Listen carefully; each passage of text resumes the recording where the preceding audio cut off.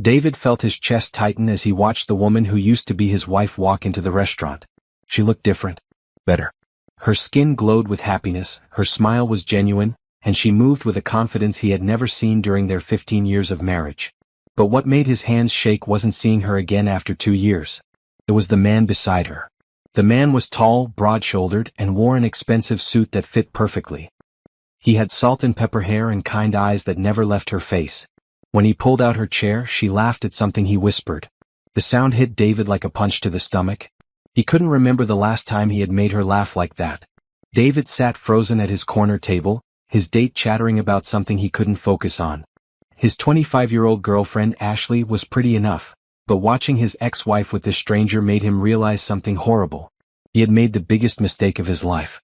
2 years ago, David had been so sure he was doing the right thing. He was 45, successful, and tired of feeling old. His wife of 15 years had gained weight after their kids grew up. She spent her evenings reading books instead of going out. She preferred quiet dinners at home to fancy restaurants.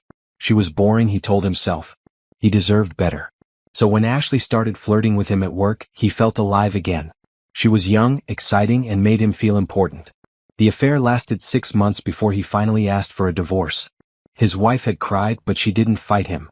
She signed the papers and moved out of their house without taking much. He thought she would fall apart without him. He was wrong.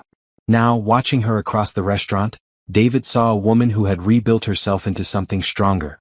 She wore a simple black dress that hugged her curves perfectly. Her hair was styled in a way that made her look younger. She carried herself like she owned the world. The man with her looked familiar, but David couldn't place him. He was clearly wealthy from his clothes and watch. More importantly, he looked at David's ex-wife like she was the most precious thing in the world. Every few minutes, he would reach across the table to touch her hand. She would smile and squeeze back. David felt sick. "Are you okay?" Ashley asked, following his gaze. "You look like you've seen a ghost." "I'm fine," David lied, but his voice came out rough. Ashley turned to look at what had caught his attention. "Oh wow, she's pretty. Do you know her?"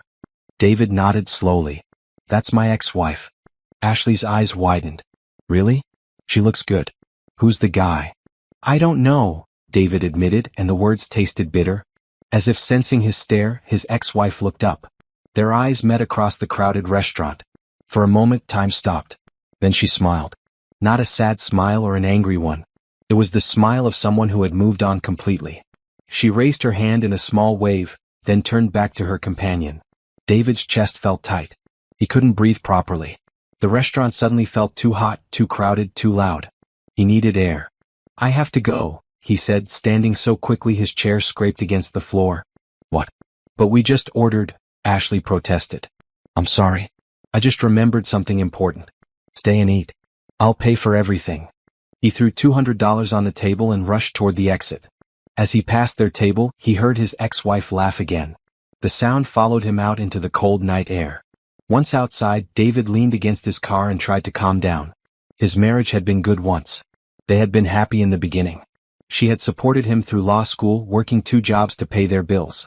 She had been there when he started his practice, celebrating every small victory. She had raised their children while he built his career. When had he stopped seeing her? When had he started taking her for granted?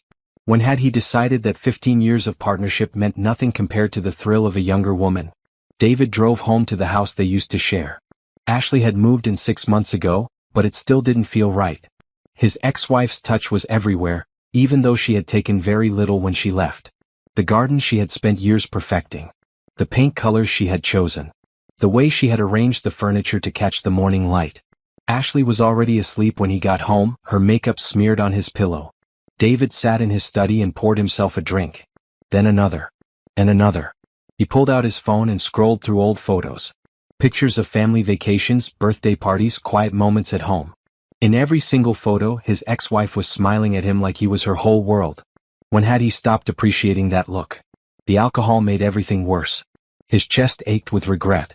His hands shook as he realized what he had lost. Not just a wife but his best friend. The mother of his children. The woman who had known him better than anyone else in the world. By the time he fell asleep in his chair, David had made a decision. He was going to win her back. He had to. Whatever it took, however long it took, he would prove to her that leaving her had been the biggest mistake of his life. He just had no idea how impossible that was going to be. David woke up with a headache and a phone full of missed calls from Ashley.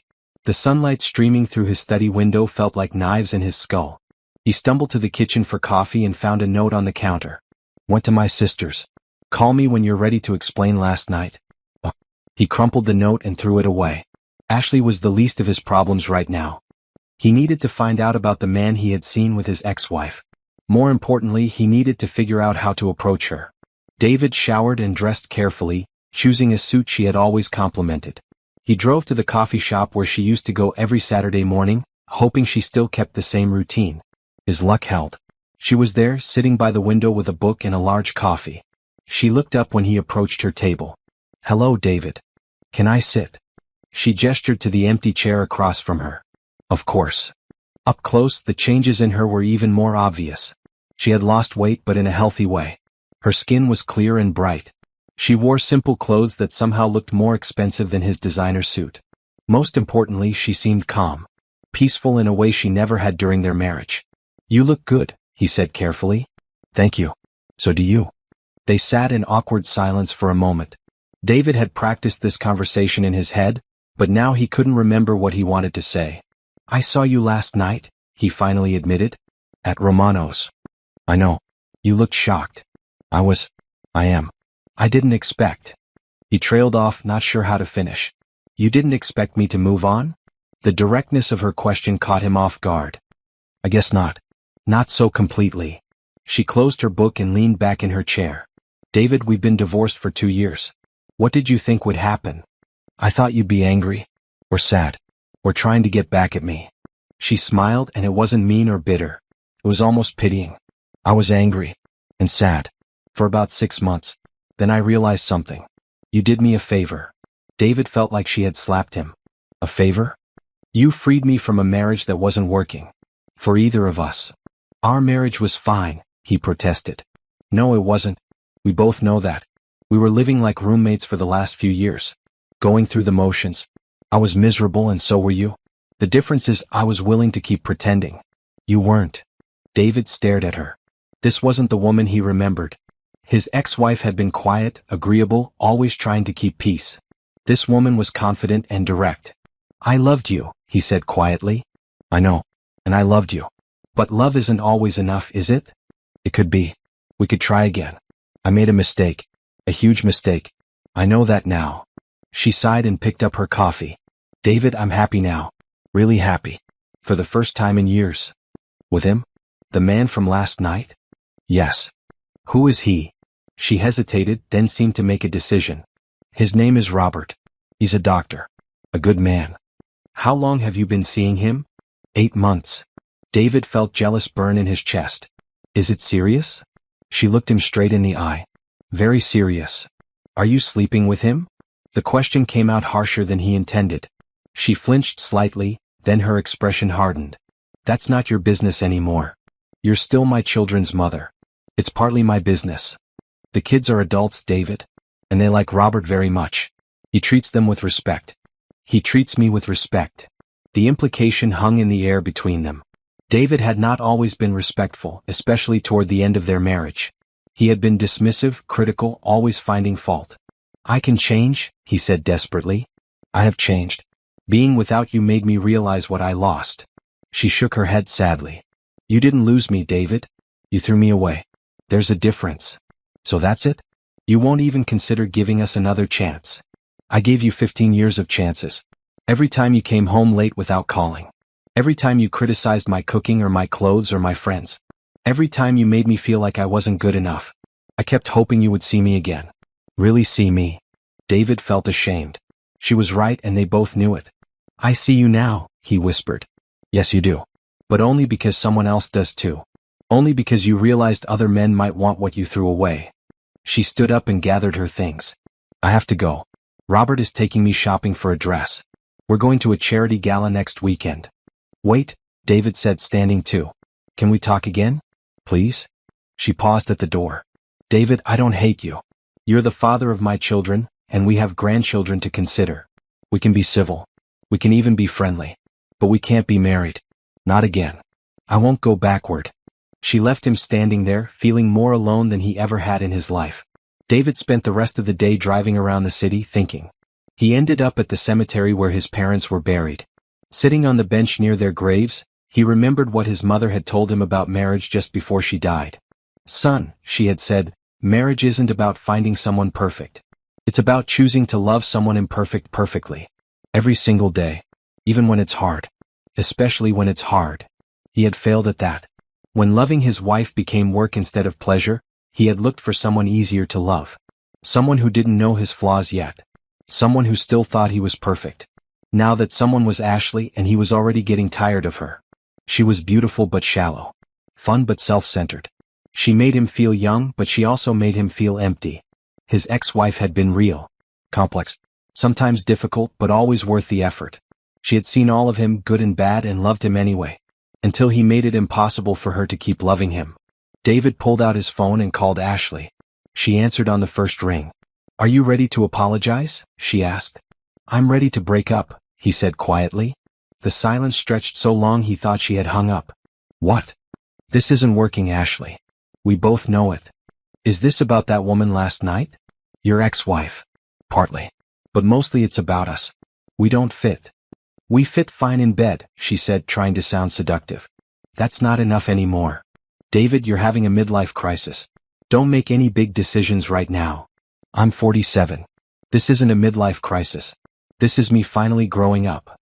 Ashley started crying, but it sounded more angry than sad. "You can't do this to me. I left my apartment for you. I gave up my life for you. You gave up a studio apartment and a job you hated. I'll help you get back on your feet. But we're done." "Fine," she spat. "But don't come crawling back when you realize what you're giving up." She hung up.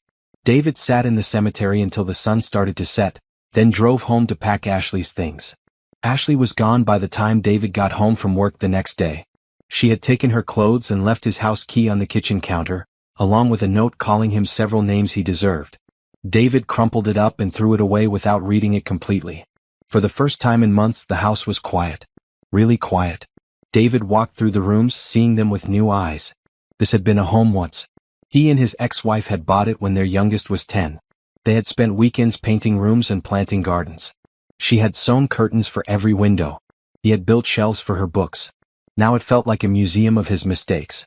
David opened a bottle of wine and sat on the back porch. The garden was overgrown. His ex-wife had always kept it perfect, with flowers blooming from spring through fall. Without her care, it had turned wild. Weeds choked the roses she had planted. The vegetable patch was empty except for a few stubborn tomato plants. His phone rang. The caller ID showed his daughter's name. "Hi, sweetheart. Dad, are you okay?" Ashley called me. She was really upset. David sighed. He should have known Ashley would reach out to his kids. "We broke up. She said you dumped her out of nowhere. She said you're obsessed with Mom." Ashley is dramatic. "But yes, we broke up." His daughter was quiet for a moment. "Dad, can I ask you something?" "Of course." "Do you regret divorcing Mom?" The question hit him like a physical blow. "Why would you ask that?" "Because you've seemed miserable for 2 years. Even with Ashley. And Mom seems happier than I've ever seen her." David closed his eyes. "Your mother is seeing someone." "I know. Robert. He's really great, Dad. The kids love him. He comes to soccer games and school plays. He remembers everyone's birthdays. Last week he helped Tommy with his science project." Each word felt like a knife. Those were things David should have been doing. Things he used to do before he got too busy with work and his own selfish wants.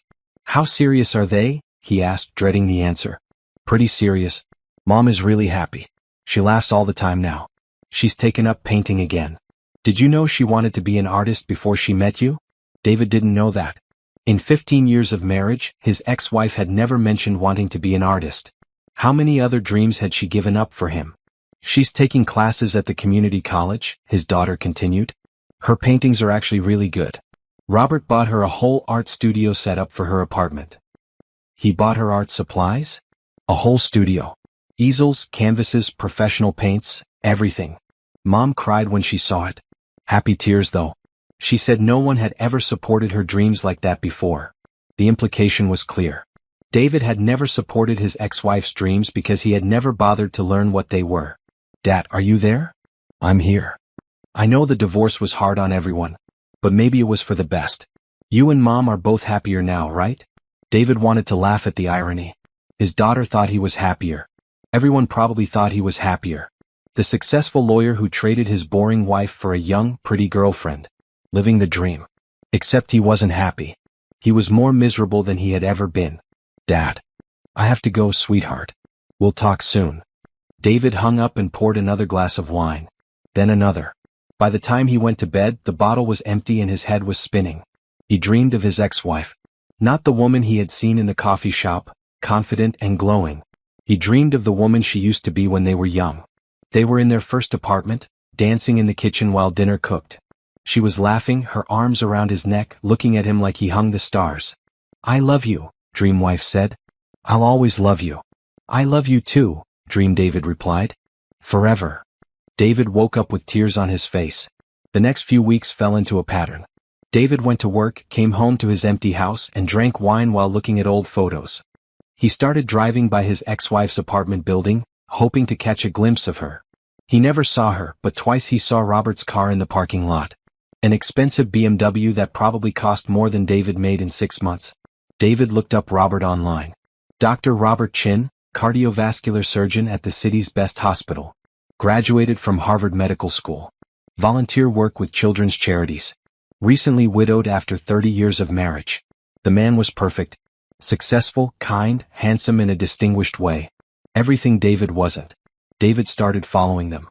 Not in a stalking way, he told himself. He just wanted to understand what she saw in Robert. He needed to know what he was competing against. They went to art galleries and classical concerts. Things his ex-wife had always wanted to do but David had found boring. They held hands while walking through the park. They fed ducks by the pond. They looked like teenagers in love. The worst part was watching how Robert treated her. He opened every door. He helped her with her coat. He listened when she talked, really listened like her words were the most important thing in the world.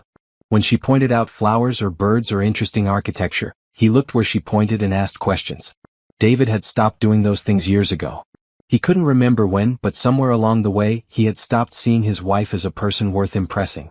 One evening, David followed them to a bookstore. Through the window, he watched Robert buy her a stack of art books.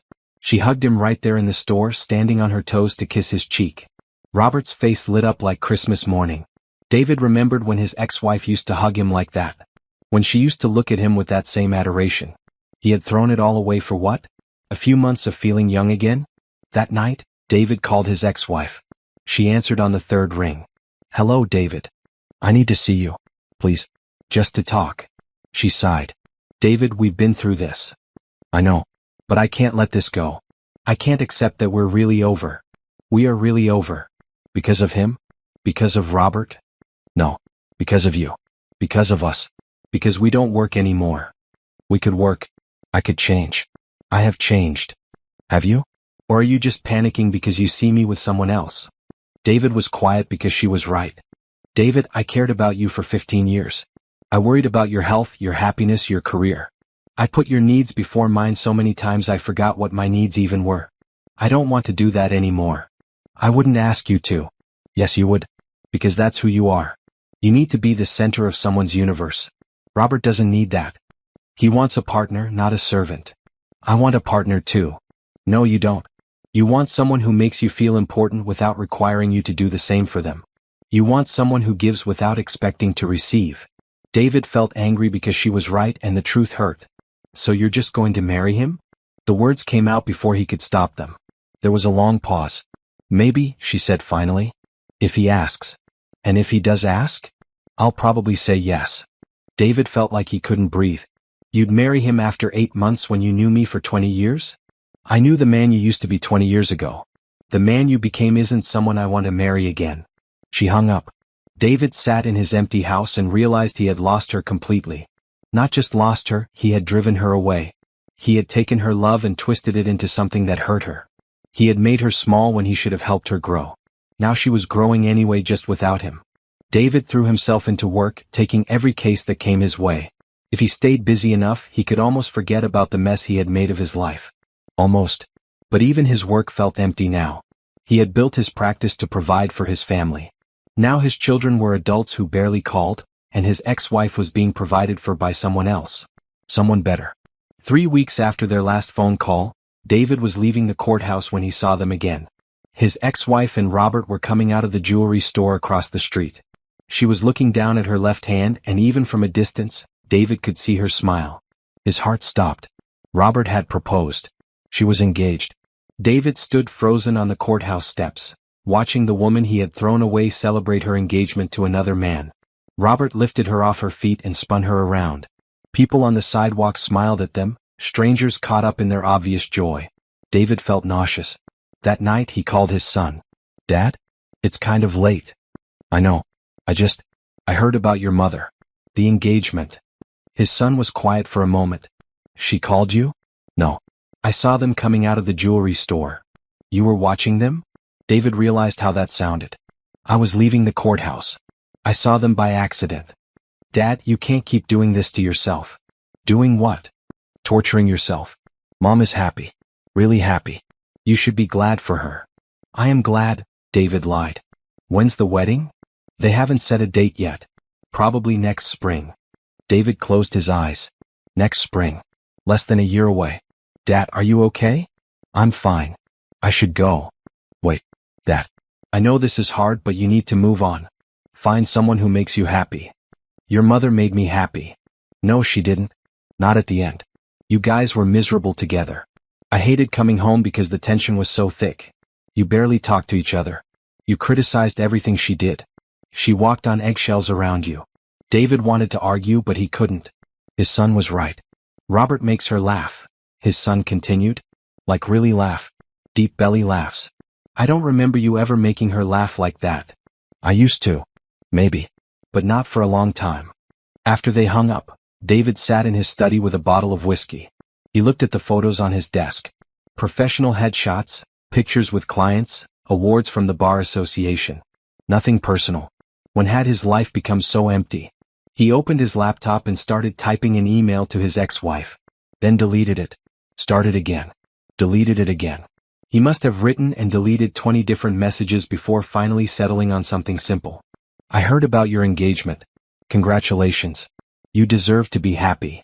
He sent it before he could change his mind. She replied an hour later. "Thank you. That means a lot." David stared at her response for a long time. She was being kind. Even after everything he had put her through, she was still kind to him. It made him hate himself even more. The next morning, David woke up on his study floor with an empty whiskey bottle beside him. His head felt like it was splitting open. He called in sick and spent the day drinking coffee and trying to figure out what to do with his life. He could keep wallowing. He could drink himself into oblivion. He could try to sabotage his ex-wife's relationship. Or he could try to become the man she deserved to marry, even if it was too late for him to be that man for her. David chose the last option. He started with therapy.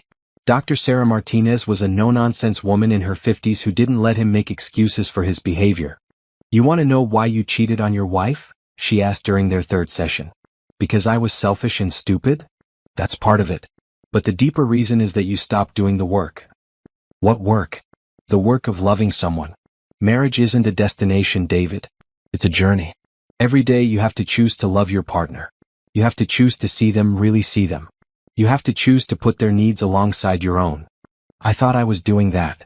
"No, you thought love should be effortless. When it started requiring effort, you decided the marriage was broken instead of realizing you had stopped trying." Dr. Martinez made him keep a journal.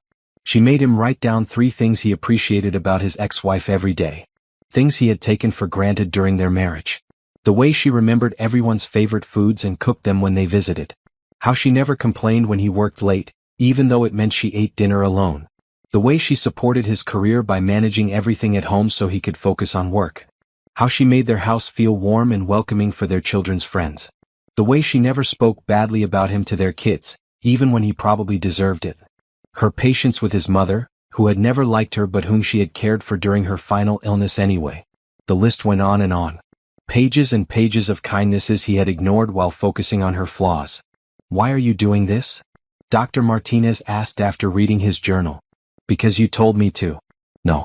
Why are you really doing this?" David thought about it. "Because I want to understand what I lost." "And what did you lose?" "Everything that mattered." Dr. Martinez nodded. "Now we're getting somewhere." The therapy helped, but it didn't make the pain go away. If anything, understanding his mistakes made them hurt more. He had been given something precious and broken it through neglect and selfishness. Meanwhile, his ex-wife's happiness seemed to grow every day. David heard about it through their children. Robert had taken her to Paris for their engagement trip. She had started selling her paintings at a local gallery. She was taking French cooking classes. She had joined a book club and made new friends. Everything she had wanted to do during their marriage but never had the time or confidence to try. David realized Robert wasn't just loving her, he was helping her become the person she was meant to be. David had held her back. Not intentionally, but through his constant need to be the center of attention. His need for her to revolve around him instead of finding her own orbit. 6 months into therapy, Dr. Martinez asked him a question that changed everything. What would you do if you could go back and change things? I'd appreciate her more. I'd support her dreams. I'd be a better husband. No, David. If you could go back, what would you do? David thought harder. I'd let her go sooner. Why? Because she deserves better than what I gave her. She deserves someone who sees her worth from the beginning. Someone who doesn't have to lose her to realize what he had. Dr. Martinez smiled. That's the first truly unselfish thing you've said about your ex-wife. David felt something shift inside him. A weight lifting. For the first time since seeing her with Robert, he felt something other than jealousy and regret. He felt love. Real love. The kind that wants the other person to be happy, even if it means being happy without you. David's perspective began to change gradually. Instead of driving by his ex-wife's apartment, he started volunteering at the animal shelter where she had always wanted to volunteer but never had time because she was too busy taking care of his needs. Instead of following her and Robert, he started taking painting classes at the same community college where she studied art. Not to run into her, but to understand what brought her joy. Instead of wallowing in self-pity, he started working on becoming someone worth knowing. The changes weren't dramatic or sudden. David was still sad. He still missed what he had lost. But slowly, the sharp edge of his pain began to soften into something more manageable. His therapist helped him understand that he needed to grieve his marriage properly. He had never really processed the end of it because he had immediately jumped into a relationship with Ashley. Now he had to feel all the emotions he had been avoiding. It's okay to be sad, Dr. Martinez told him. You lost something important. But you also need to take responsibility for why you lost it. David wrote letters to his ex-wife that he never sent. Letters apologizing for his selfishness. Letters thanking her for the years of love she had given him. Letters wishing her happiness with Robert. Writing the letters helped him realize something important. He didn't just want her back because he was lonely or because another man had her. He wanted her back because he finally understood what he had lost. But understanding what he had lost also meant understanding why he didn't deserve to get it back. David started making other changes too. He reached out to his children more often, but not to talk about their mother. He asked about their lives, their jobs, their dreams. He learned things about them he had never known because he had been too focused on himself to really listen. His daughter was thinking about going back to school for her master's degree. His son was considering starting his own business but was afraid to take the risk. David offered support and encouragement instead of just advice. He learned to listen more and talk less. "Dad, you seem different," his daughter said during one of their weekly phone calls. "Different how?" "I don't know. Calmer maybe? Less intense." David smiled. "I'm working on some things." "Good for you. It's nice to talk to you without feeling like I'm being interrogated about Mom." David winced. He hadn't realized he had been so obvious. "I'm sorry about that. Your mother's happiness isn't your responsibility to report on." "It's okay. I get it. Change is hard." A few weeks later, David ran into Robert at the grocery store. David's first instinct was to avoid him, but something made him approach instead. "Robert." The older man turned, and David saw a flicker of wariness in his eyes. "David. Hello. I wanted to thank you," David said. Robert looked surprised. "Thank me? For making her happy. She deserves that." Robert studied David's face carefully. "She does. I also wanted to apologize. If I've made things awkward or uncomfortable for either of you. I know I haven't handled the divorce well." "Divorce is never easy," Robert said diplomatically. "No, but I made it harder than it needed to be. For everyone." They stood in awkward silence for a moment. Then Robert surprised David by speaking first. "She speaks well of you, you know. When she talks about the children or your life together. She doesn't hold grudges. She should. I gave her plenty of reasons to." Robert nodded slowly. "We all make mistakes. The measure of a man is what he does after he recognizes them. What would you do? David asked suddenly. If you were me? Robert considered the question seriously. I'd focus on being the best father and grandfather I could be. I'd find ways to contribute to the world that didn't depend on anyone else's approval. And I'd forgive myself eventually because carrying guilt forever helps no one. David felt tears prick his eyes. You're a good man. I try to be. So do you, I think. They shook hands before parting ways. David went home feeling lighter than he had in months. That night he called his ex-wife. David? Is everything okay? I'm fine. I just wanted to tell you something. Okay. I met Robert today. At the store. She was quiet, probably wondering if there had been a confrontation. He's a good man, David continued. You chose well. David. I mean it. I can see why you love him. He makes you better. That's what love should do. She was quiet for a long moment. Thank you for saying that. I also wanted to apologize. Really apologize. Not for the divorce, we both know that needed to happen. But for how I treated you before it. For making you feel small. For taking your love for granted. For not seeing what an amazing woman I married. He heard her sniffle and realized she was crying. You don't have to say anything, he continued. I just needed you to know that I understand now. What I lost. What I threw away. And I'm sorry it took losing you for me to see it. David, she said softly, that means more to me than you know. I want you to be happy. Really happy. And I can see that you are. I am. Good. You deserve it. You deserved it all along. After they hung up, David felt something he hadn't felt in years. He poured himself a glass of wine, just one, and sat on his back porch. The garden was still overgrown, but tomorrow he would start working on it. Not to impress anyone or to recreate what his ex-wife had built. Just because it needed tending and he had time to tend it. For the first time since his divorce, David felt like he might be okay. Spring arrived early that year and with it came the wedding invitations. David stared at the elegant cream envelope with his name written in beautiful calligraphy. Inside was an invitation to his ex-wife's wedding to Robert, set for the first Saturday in May. David's first reaction was pain. Sharp and immediate. But it passed quickly, replaced by something unexpected. Pride. She had invited him to her wedding. After everything he had put her through, she still cared enough about their shared history to include him in this moment. He RSVP'd yes immediately. The next few weeks passed quickly. David bought a new suit, got a haircut, and prepared himself mentally to watch the woman he had loved marry someone else. It wasn't easy, but he had learned to sit with difficult emotions instead of running from them. His children were surprised by his calm acceptance. Are you sure you're okay with this? His daughter asked over lunch. I'm sure. Your mother deserves a beautiful wedding day. I won't be the one to ruin it. But doesn't it hurt? David considered the question honestly. Yes, but not in the way it used to. Now it hurts like missing someone you love, not like losing something you own. His daughter looked confused by the distinction, but David understood it perfectly. For most of his marriage he had treated his wife like a possession. Something that belonged to him, existed for him, reflected on him. Now he was learning to love her as a separate person with her own needs and dreams. The week before the wedding, David made a decision that surprised even him. He called Robert. David? Is everything all right? Everything's fine. I wondered if we could meet for coffee. Before the wedding. Robert was quiet for a moment. Of course. When works for you. They met at a quiet cafe downtown. Robert looked nervous, probably expecting some kind of dramatic confrontation. David understood his concern. I want to give you something, David said, pulling out a small wrapped box. Robert looked confused but accepted it. Inside was a simple gold bracelet with a small charm. It was her grandmother's, David explained. She wore it on our wedding day for her, something old. I kept it after the divorce, which wasn't fair. She should have it for your wedding. Robert held the bracelet carefully. This is very thoughtful. There's something else. I know this might sound strange, but I want to tell you about her. Things that might not come up naturally. Things that make her happy.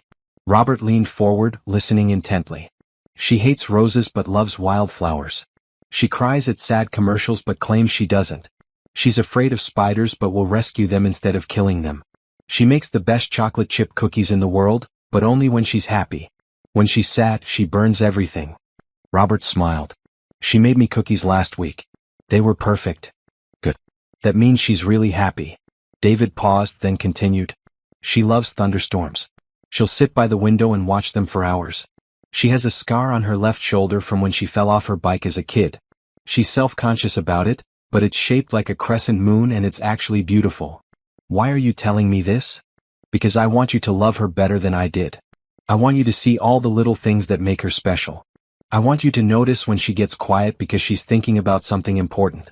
I want you to remember that she gives her whole heart when she loves someone, and that heart has been broken before. Robert's eyes were serious. I would never hurt her. I know. I can see it in how you look at her. But David, loving someone isn't just about not hurting them. It's about helping them grow. It's about seeing who they could become and supporting that person. Is that what you wish you had done? David nodded. Among other things. I made her smaller so I could feel bigger. Don't do that. Robert reached across the table and shook David's hand. Thank you. For trusting me with this. And for trusting me with her. Take care of her dreams, David said. She has so many dreams she never got to chase. That conversation marked a turning point for David. He realized he could choose what his divorce meant. He could let it be a story of failure and regret, or he could let it be a story of growth and second chances. Not second chances for him and his ex-wife, but second chances for both of them to find the happiness they deserved. The day before the wedding, David's ex-wife called him. I wanted to thank you, she said, for the bracelet. Robert told me you gave it to him. It belongs with you. And for what you told him. About me. David felt embarrassed. I hope I didn't overstep. You didn't? It was sweet. It made me realize something. What's that? You did see me, David. During our marriage. Maybe not at the end, but you saw me once. The real me. David felt tears threaten. I saw you. I just forgot to keep looking. We both made mistakes. I stopped showing you who I was too. I got tired of feeling like I had to earn your attention. You never had to earn anything. I was just too stupid to realize what I had. We weren't right for each other anymore. But we were right once. That counts for something. It counts for everything, David said softly. I'm glad you're coming tomorrow. Me too. David? I hope you find someone who sees you the way Robert sees me. You deserve that too. After she hung up, David sat in his garden and looked at the flowers he had planted. They weren't as beautiful as the ones his ex-wife had grown, but they were his.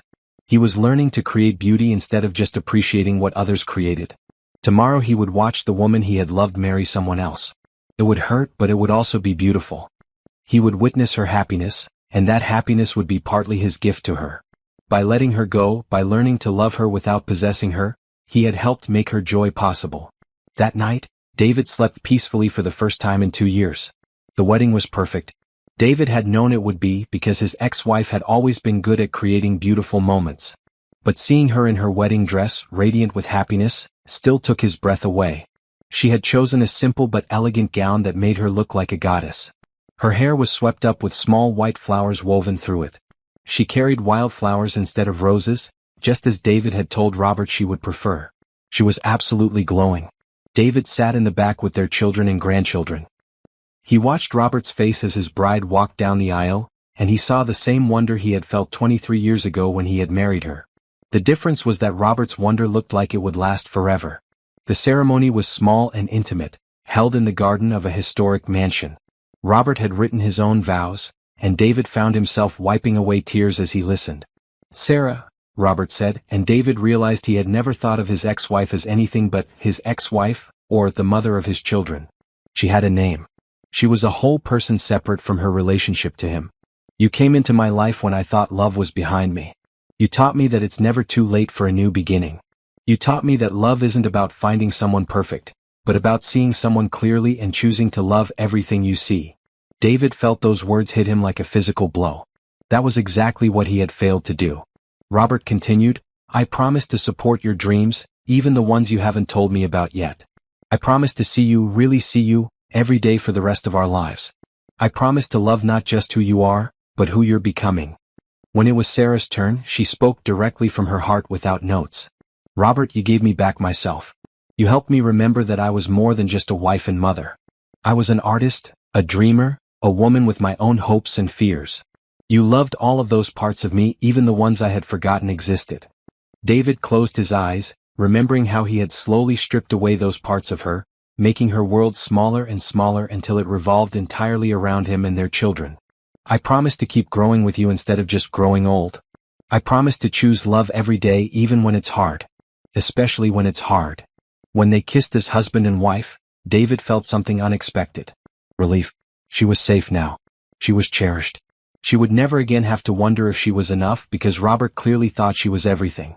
At the reception, David stayed for the dinner but planned to leave before the dancing started. He didn't trust himself to watch them dance together. But as he was preparing to go, Sarah approached his table. You're leaving already? I thought it would be best. Dance with me first? David stared at her. Sarah, I don't think that's appropriate. One dance. For old time's sake. To say goodbye properly. David looked around and saw Robert watching them. The older man nodded encouragingly. Whatever conversation Robert and Sarah had had about this moment, he was okay with it. David took her hand and led her to the dance floor. The band was playing something slow and romantic. They moved together easily, muscle memory from 20 years of dancing at other people's weddings. You look beautiful, David said softly. Thank you. You look good too. Different. Peaceful. I feel different. I'm glad. They danced in comfortable silence for a moment. Then Sarah spoke again. I forgive you, for everything. I want you to forgive yourself too. David felt tears burn his eyes. I don't know if I can. You have to. Carrying that guilt won't change anything. It won't bring us back together and it won't make you a better person. Only forgiving yourself can do that. How can you be so kind to me after everything I put you through? Sarah smiled, and it was the same gentle smile she had given him for 15 years of marriage. Because once upon a time, you were the love of my life. That has to count for something. The song ended and David stepped back. Sarah reached up and kissed his cheek softly. Be happy, David. Find someone who makes you want to be your best self. You deserve that. So do you? And you found it. Sarah glanced over at Robert, who was watching them with patient understanding. Yes, I did. David left the reception with a heart that was both broken and healed. Broken because he was saying goodbye to a dream that could never be reality. Healed because he finally understood what love really meant. Driving home, David thought about what Sarah had said about forgiveness. She was right. He needed to forgive himself not because he deserved it, but because holding on to guilt was just another form of selfishness. It kept him focused on his own pain instead of learning from his mistakes. That night, David wrote one last letter to Sarah. This one he planned to send. Dear Sarah, thank you for today. Thank you for letting me be part of your happiness instead of shutting me out because of my mistakes. Thank you for the dance, for the forgiveness, and for showing me what grace looks like. Watching you marry Robert was one of the hardest and most beautiful things I've ever experienced. Hard because I finally understood what I lost. Beautiful because I could see how much you deserve the love he gives you. I want you to know that I'm okay. Really okay. For the first time in years, I'm not angry or bitter or desperate. I'm sad sometimes, but it's a clean sadness. Like missing something precious instead of resenting something stolen. I'm going to take your advice about forgiving myself. I'm going to work on becoming someone worthy of the love you once gave me, even if I never get the chance to love someone that way again. Be happy, Sarah. Be gloriously, completely happy. You've earned it. With love and respect, David.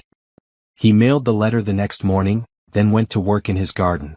The roses he had planted were starting to bloom. They weren't as perfect as the ones Sarah used to grow, but they were his own creation. That had to be enough. 6 months after the wedding, David's life had settled into a new routine. He worked less and lived more. He had dinner with his children once a week. He volunteered at the animal shelter every Saturday morning. He took a cooking class and discovered he actually enjoyed making meals instead of just eating them. Most importantly, he had learned to be alone without being lonely. The house that had felt like a mausoleum now felt like a home again. He had redecorated it slowly, removing the pieces that reminded him too much of his marriage and replacing them with things that reflected who he was becoming. David was in his garden one October morning when his phone rang. It was his daughter. Dad, are you sitting down?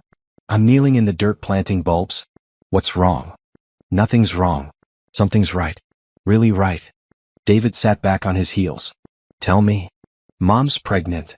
David felt the world tilt. What? She's pregnant. 12 weeks. They just told the family last night. David couldn't speak. His ex-wife was 44 years old. Robert was 52. They were having a baby. Dad? Are you there? I'm here. I'm just surprised. I know. We all are. But they're so happy, Dad. I've never seen Mom so excited about anything. David tried to process this information. Sarah was going to have another baby. With Robert. They were starting a family together. How are you feeling about it? His daughter asked carefully. David considered the question honestly. How was he feeling? Shocked, certainly. A little jealous that Robert got to experience having a child with Sarah when their own children were grown. But underneath those feelings was something else. Joy. He was happy for them. I think it's wonderful, he said, and meant it. Really? Really? Your mother always wanted more children. I was the one who said 2 was enough. That was true. After their son was born, Sarah had talked about having another baby. David had been focused on his career and worried about money. He had convinced her to wait, then convinced her they were too old, then convinced her their family was complete. Another dream of hers he had crushed without even realizing it. She's going to be a great mother, David said. Again. She is. And Robert is already buying baby books and researching cribs. He's like a kid at Christmas. David smiled despite himself. He could picture Robert researching everything obsessively, wanting to be the perfect father. The man who had given Sarah art supplies would probably buy their baby the best of everything. Give them my congratulations, David said. You could give them yourself. They're having a little celebration dinner this weekend. Family only. But Dad, you're still family? David felt his throat tighten. After everything, they still considered him family. I don't want to impose. You wouldn't be. Mom specifically asked me to invite you. That evening David called Sarah. She answered on the second ring, sounding breathless and happy. David, did you hear our news? I did. Congratulations. I'm so happy for you both. Thank you. I know it must be strange for you. It's not strange. It's wonderful. You always wanted another baby. Sarah was quiet for a moment. You remember that? I remember a lot of things I wish I had paid attention to at the time. This wasn't planned, you know. We thought we were too old. But apparently life had other ideas. David could hear the joy in her voice. The wonder. He remembered that feeling from when she was pregnant with their children. The excitement and terror and overwhelming love. How are you feeling? Tired, nauseous, terrified, ecstatic. All at the same time. David laughed. That sounds about right. Will you come to dinner on Saturday? I know it might be awkward, but the kids really want you there. And so do I. Are you sure? I'm sure. You're part of our family's story, David. The good parts and the bad parts. This baby will have older siblings who are your children too. It all connects. Saturday night, David stood outside Robert and Sarah's house holding a gift bag and trying to calm his nerves. Through the window, he could see his children and grandchildren laughing around the dinner table. Sarah was glowing, her hand resting protectively on her small bump. Robert had his arm around her chair, looking proud and amazed. David knocked and Robert opened the door. David, come in, come in. The house was warm and welcoming, filled with the smell of Sarah's cooking and the sound of family laughter. David was struck by how different this felt from the stilted dinners at the end of his marriage, when conversation had been forced and tension filled every silence. Uncle David, his grandson ran up to hug him. Did you hear? Aunt Sarah is having a baby. David smiled at the title. Somewhere along the way, his children had started referring to Sarah and Robert as aunt and uncle to their kids. It created a family structure that included everyone without awkwardness. I heard. Are you excited to have another cousin? Yeah. I hope it's a boy so I can teach him about baseball. Throughout dinner, David watched Sarah and Robert together. They were affectionate but not overly so, considering the company. Robert made sure Sarah ate enough and didn't overdo it. Sarah glowed with contentment, laughing easily and often. This was what happiness looked like. This was what David had never been able to give her, despite 15 years of trying. After dinner, while the others were in the living room, David found himself alone in the kitchen with Sarah. She was putting dishes in the dishwasher, moving carefully. Let me help with that, he said. I've got it. But thank you. They worked in comfortable silence for a few minutes. Then Sarah spoke. I was worried about how you'd react to the news. Why? I don't know. I guess I thought it might be hard for you. Another person loving Robert's baby. Another step away from our old life. David considered this. It is another step away. But that's not a bad thing anymore. I'm not trying to get back to our old life. I'm trying to build a new one. And how's that going? Better than I expected. I'm learning to be happy alone. Really happy, not just pretending. Sarah smiled. Good. You deserve happiness too. Can I ask you something? Of course. Are you scared? Having a baby at 44? Sarah's hand went to her stomach. Terrified, but also excited. I thought this chance was gone forever. When the doctor told us, I cried for an hour. Happy tears? The happiest. Robert cried too. We both thought we were too old for this kind of surprise. David felt a pang of something that wasn't quite jealousy. Longing maybe. He would never have another chance at this kind of beginning.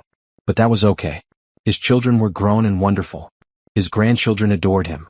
He had love in his life, even if it wasn't romantic love. You'll be a wonderful mother, he said. Again. I hope so. It's been a long time since I had a baby. It's like riding a bike. You never forget. Sarah laughed. That's what Robert says. Although he's reading every parenting book ever written just in case. Of course he is. He's going to be such a good father. He talks to my belly every night. Tells the baby about his day, about how much he loves mommy, about all the things they're going to do together. David felt his chest tighten with emotion. That's beautiful. It is. I never thought I'd have this again. A partner who's truly excited about every part of our life together. The words weren't meant to hurt, but they did. Because David knew he had never been that partner for her. Even when their children were born, he had been excited but also worried about money, career, responsibility. He had never just been purely joyful about creating life with the woman he loved. I'm glad you found him, David said, and meant it completely. Later, as David was leaving, Sarah walked him to his car. Thank you for coming tonight. It meant a lot to have you here. Thank you for including me. I know it would be easier not to. Your family, David. Complicated family, but family nonetheless. David got in his car but rolled down the window. Sarah? When the baby comes, if you need anything. I know I don't have the right to offer, but if you need help or support or just someone to hold the baby so you can shower, I'm here. Sarah's eyes filled with tears. That means more than you know. Driving home, David realized something had shifted again. For months, he had been learning to let go of Sarah. Tonight, he had learned something different. He had learned to love her in a new way. Not as an ex-husband who wanted her back, but as someone who genuinely wanted her happiness and was willing to support it however he could. It felt like the final piece of healing he had been waiting for without knowing it. Winter passed quietly. David heard updates about Sarah's pregnancy through their children and the occasional text message. She was doing well though tired. Robert was taking excellent care of her. They had decided not to find out the baby's gender, wanting to be surprised. David found himself thinking about the baby more than he expected. Not with jealousy, but with genuine anticipation. This child would be his children's half-sibling. His grandchildren's aunt or uncle. Part of the extended family that his divorce had created but not destroyed. In February, David did something that surprised everyone, including himself. He started dating. Her name was Linda, and she was a veterinarian at the animal shelter where he volunteered. She was 51, divorced for 3 years, with grown children of her own. She was kind but not needy, intelligent but not intimidating, attractive but not in a way that made him feel like he was trying to recapture his youth. Most importantly, she made him laugh. Their first date was coffee after a volunteer shift.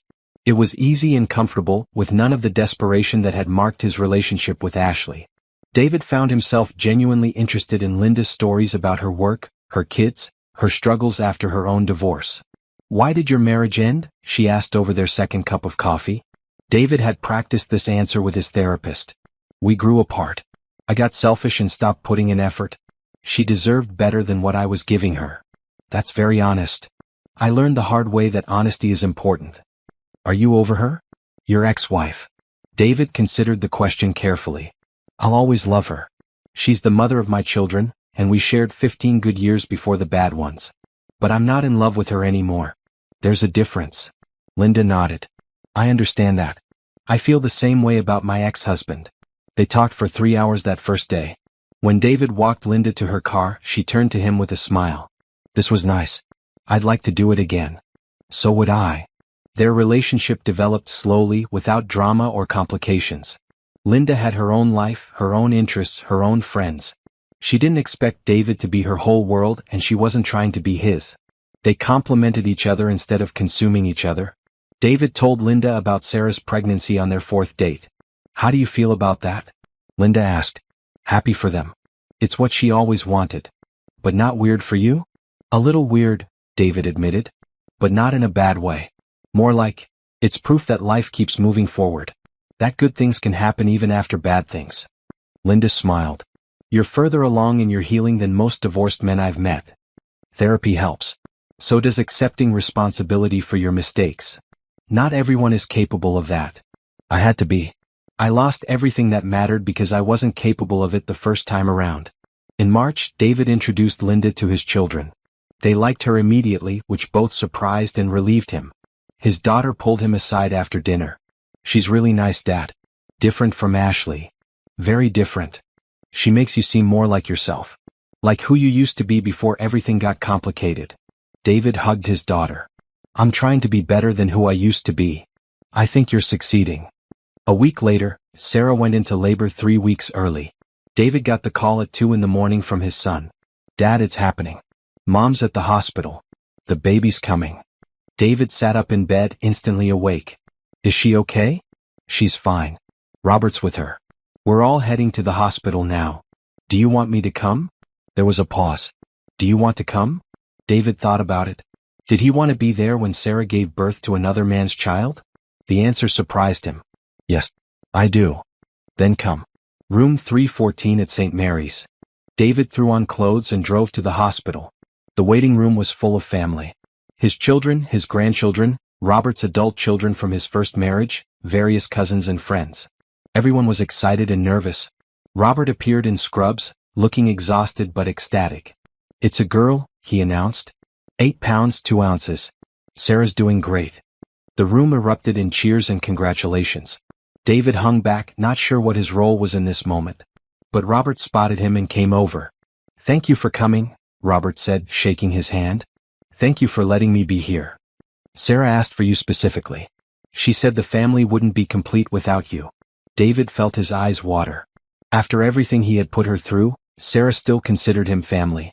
An hour later they were allowed to visit 2 at a time. David waited until everyone else had gone, then knocked softly on Sarah's door. Come in, she called.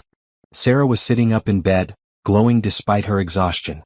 In her arms was the tiniest, most perfect baby David had ever seen. Robert sat beside the bed, looking like he might burst with pride and joy. David, Sarah said softly. Meet Emma Rose. David approached the bed carefully.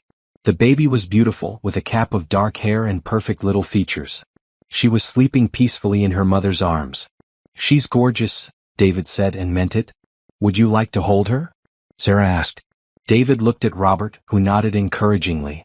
Sarah carefully transferred the baby to David's arms. Emma stirred slightly but didn't wake. Holding Sarah's daughter, David felt something unexpected. Not jealousy or regret but pure joy. This tiny person was part of his extended family. His children's sister. His grandchildren's aunt. She was beautiful and loved and wanted, and that was all that mattered. She's perfect, David whispered. Robert's already planning her college fund, Sarah said with a tired laugh. And her wedding, Robert added.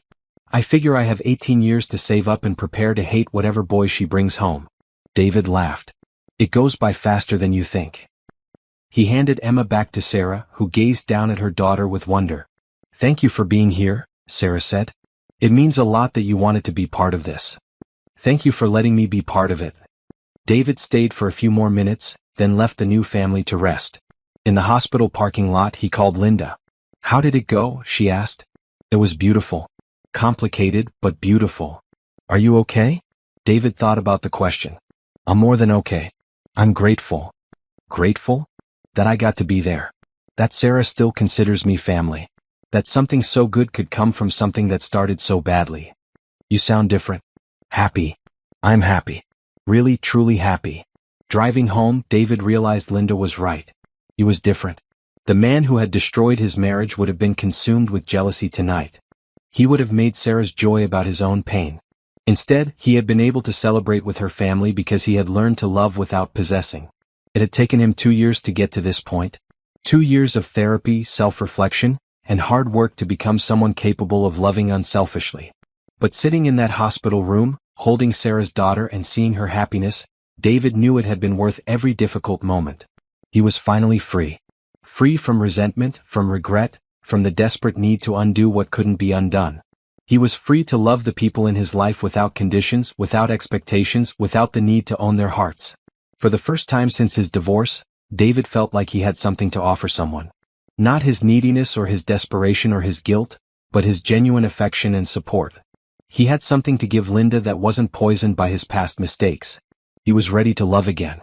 Not to replace what he had lost, but to build something new with the man he had become. 1 year later, David stood in his garden picking roses for Linda's birthday. The garden was thriving now, full of flowers he had chosen and planted himself. It was different from the garden Sarah had created, but it was beautiful in its own way. Linda was coming for dinner, and David had spent the afternoon cooking her favorite meal. He had learned to cook over the past year, taking classes and practicing until he could create something worthy of someone he cared about. It was a small thing, but it represented something larger, his willingness to put effort into making someone else happy. Their relationship had grown steadily over the past year.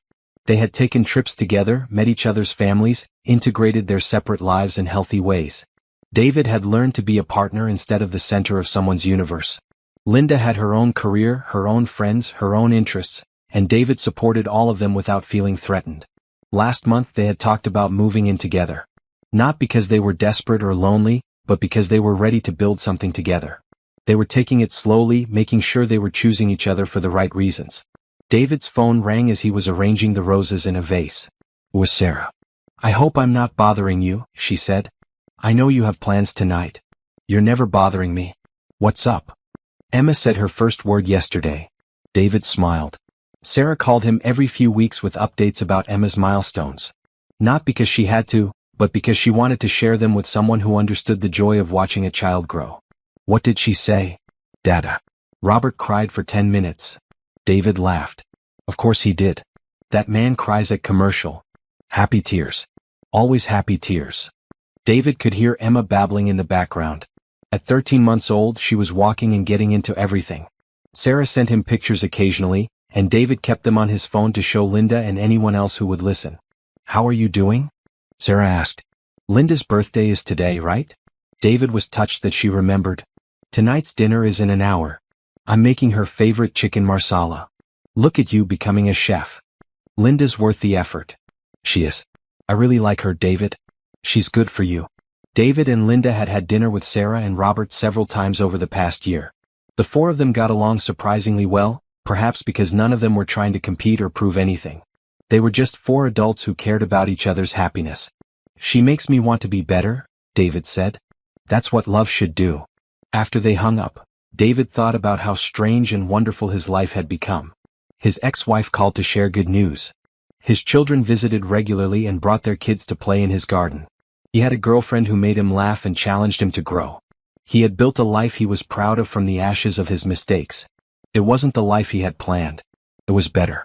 Linda arrived right on time, carrying a bottle of wine and wearing the dress David had complimented the first time he saw her in it.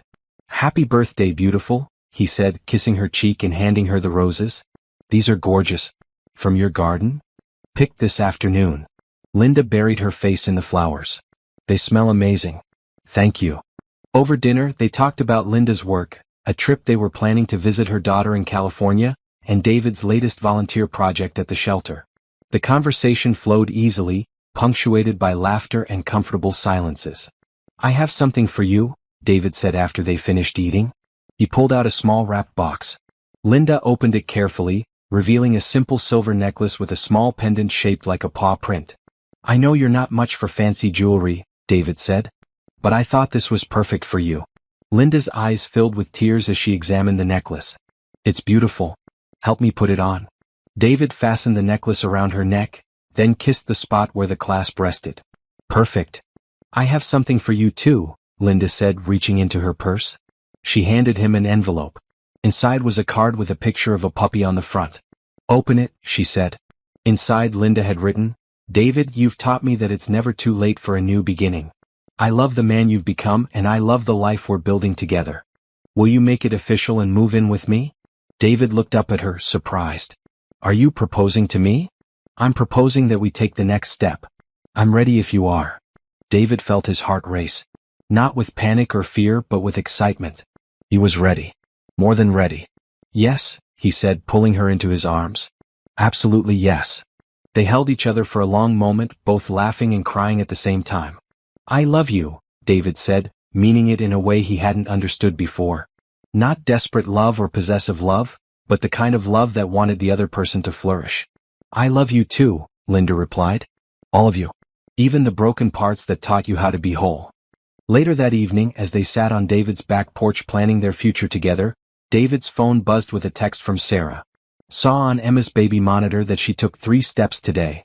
Robert missed it because he was at work, but I got it on video. Hope your dinner with Linda was wonderful. You deserve all the happiness in the world.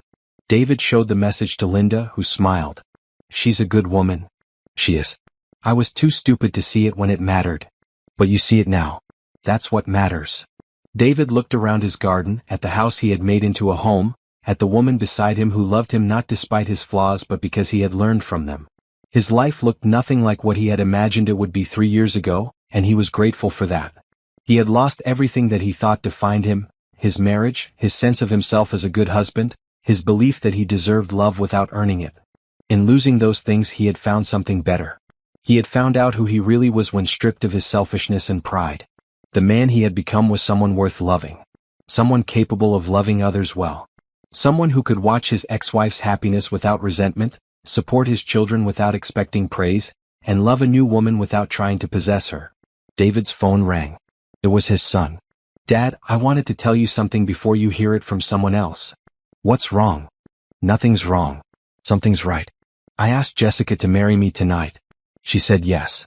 David felt pure joy flood through him. His son was getting married. His family was growing again. That's wonderful. I'm so happy for you both. Thanks, Dad. We want you to walk Jessica down the aisle. Her father passed away last year, and she said you've been like a father to her. David felt tears prick his eyes. I'd be honored. There's something else. We want to ask Sarah and Robert to be in the wedding party too.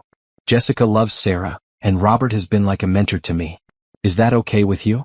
3 years ago, the idea of his ex-wife and her new husband being part of his son's wedding would have destroyed David. Now it filled him with warmth. It's more than okay. It's perfect. We're all family. After he hung up, Linda squeezed his hand. Good news? The best news. My son is getting married and he wants all of us to be part of it. Me, Sarah, Robert, you if you're willing. I'd love to be there. David looked up at the stars beginning to appear in the evening sky. 3 years ago, he had been a broken man sitting in this same spot, drinking too much and drowning in regret. He had thought his life was over because his marriage had ended. Now he understood that his life had actually begun the day his marriage ended. Not because the marriage was bad, but because losing it had forced him to become someone better. Someone capable of real love instead of selfish need. His ex-wife had found the love she deserved with Robert. His children were building their own happy lives. He had found love again with Linda, but this time he was worthy of it. The revenge his ex-wife had gotten wasn't dramatic or cruel. She hadn't destroyed his career or turned his children against him or made his life miserable. Her revenge had been much more devastating and perfect. She had gotten happy. She had built a beautiful life without him, showing him exactly what he had thrown away and proving that she didn't need him to be complete. She had been kind to him throughout his healing process, which somehow made it hurt more than if she had been angry. Her kindness had shown him what real love looked like, love that wanted the best for someone even when they had hurt you. But the most perfect part of her revenge was that it had made him better. By refusing to take him back, by moving on completely, by showing him what he had lost, she had forced him to grow into someone worthy of love. David had collapsed when he first saw her with Robert. Not physically but emotionally. His whole sense of himself had crumbled when he realized what he had given up. That collapse had been necessary. It had cleared away all the lies he told himself about what love meant and what marriage required. Now, sitting in his garden with Linda's hand in his, planning a future built on respect and genuine affection instead of need and possession, David was grateful for that collapse. It had been the beginning of everything good in his life. Sarah's revenge had been perfect because it wasn't really revenge at all. It was just her refusing to be small anymore, refusing to make herself less so that he could feel like more. She had chosen to bloom after he tried to keep her in the shadows, and her blooming had forced him to find his own light. The phone rang one more time. It was Sarah again. I'm sorry to bother you twice in one night, but I wanted to tell you something. What's that? Robert and I were talking tonight about how grateful we are for the family we've all built together. This weird, complicated, beautiful family that includes ex-spouses and new partners and babies and grown children and everyone in between. David smiled. It is pretty weird. But it works. And I wanted to thank you. Thank me? For becoming someone we could build this with. For doing the work to be better. For letting me be happy without trying to destroy it. I know that wasn't easy. David felt his throat tighten. Thank you for showing me what I needed to become. We all helped each other become better. That's what family does. After she hung up, David sat quietly for a long moment. Linda had gone inside to clean up the dinner dishes, giving him space to process the emotions of the evening. David thought about the journey that had brought him to this moment. The pain of losing Sarah, the humiliation of realizing his own selfishness, the hard work of therapy and self-reflection, the slow rebuilding of relationships with his children, the careful process of learning to love Linda without repeating his mistakes. It had been the hardest thing he had ever done, but also the most important. He had learned that real love wasn't about finding someone perfect to complete you. It was about becoming someone worthy of love and then choosing to love someone else perfectly, with all their flaws and complications. Sarah had taught him that lesson by refusing to accept anything less. Her revenge had been to demand that everyone in her life, including him, rise to their best selves. She had created a family where everyone was challenged to grow, supported when they struggled, and celebrated when they succeeded. David had thought losing her was the end of his story. Instead, it had been the beginning of the best chapter of his life. Linda returned with 2 glasses of wine and sat beside him. Penny, for your thoughts? I'm thinking about how lucky I am. Lucky. To have lost everything. To have had to rebuild from nothing. To have learned what love really means before it was too late to love someone right. Linda leaned against his shoulder. Your ex-wife is a smart woman. Why do you say that? She knew exactly how to get the best revenge on a man who took her for granted. What's that? Linda smiled and kissed his cheek. She became so happy without him that he had no choice but to become happy without her too. Everyone wins. David laughed, realizing Linda was absolutely right. Sarah's revenge had been perfect because it had made everyone better. She had won by refusing to lose herself, and in doing so, she had given everyone around her permission to find themselves too. As the stars grew brighter above them, David held Linda close and felt grateful for every mistake that had led him to this moment. His ex-wife had gotten her revenge, and it was the most beautiful, devastating, perfect revenge imaginable. She had gotten so happy that he had no choice but to get happy too. And they all lived better than they ever had before.